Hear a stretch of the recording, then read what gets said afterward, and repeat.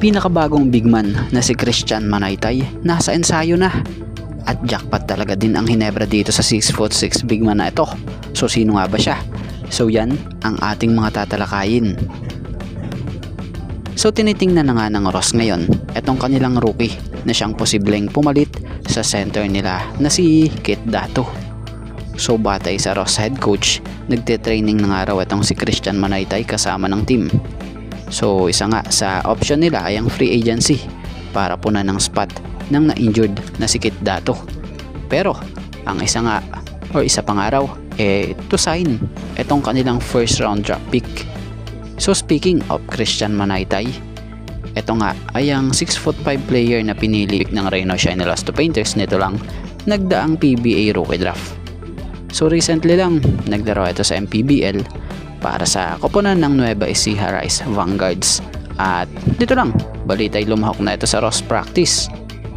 So about naman kay Kit Dato na big man ng Ross, ito nga'y talagang tuluyan ng hindi makakapaglaro hanggang sa matapos ang season 50 ng PBA dahil na nga sa injury na ruptured right patellar tendon. So sa kabilang banda naman, maiba tayo. Umaasa si Coach Yang Yao nga na makabalik na rin sa next game yung Kaylan Tiongson at maging itong si Stanley Pringle. So sa tingin niya nga raw kasi pag nangyari yun, mas magiging maayos nga raw sila. At dito tayo sa patungkol sa big man ng Ginebra na malaki talagang tulong sa koponan. So ang laking bagay sa Ginebra ni Norbert Torres. Hindi yung stats rito dapat ang talagang titingnan sa kanya, maging yung dapat tingnan talaga sa kanya yung sakripisyo at presensya niya pag nasa loob.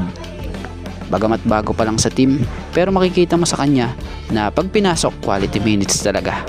Tsaka yung effort niya sa ilalim, talagang mapapakinabangan talaga. Kasalukuyang nag-average siya sa Ginebra ng 5 points per game, 3.20 rebounds per game at 0.40 assists per game. So mukhang talagang di siya nagsisi na pinili niya pumunta sa Ginebra dahil nung nakaraan nga may usap-usapang ayaw di umano ito pakawala ng Meralco na siyang di umano'y may offer sa kanya. Kaya lang balita ay Ginebra pinili na to. So si Norbert Torres nga yung player na may mataas na IQ. Malalaman mo yan dahil di yan magtatagal sa PBA kung mahina sa decision making yan. So sa kabilang banda, malaki ang naaambag niya talaga, or malaki na ambag ng tulad ng big man na ito sa Ginebra para makatulong sa tulad ng big man din na sila Japet and Troy dahil sa nagkiklik nga kahit pa ito'y isabay sa ibang bigs ng Ginebra. So goods na goods din talaga yung pagkuha noon sa kanya ng Ginebra.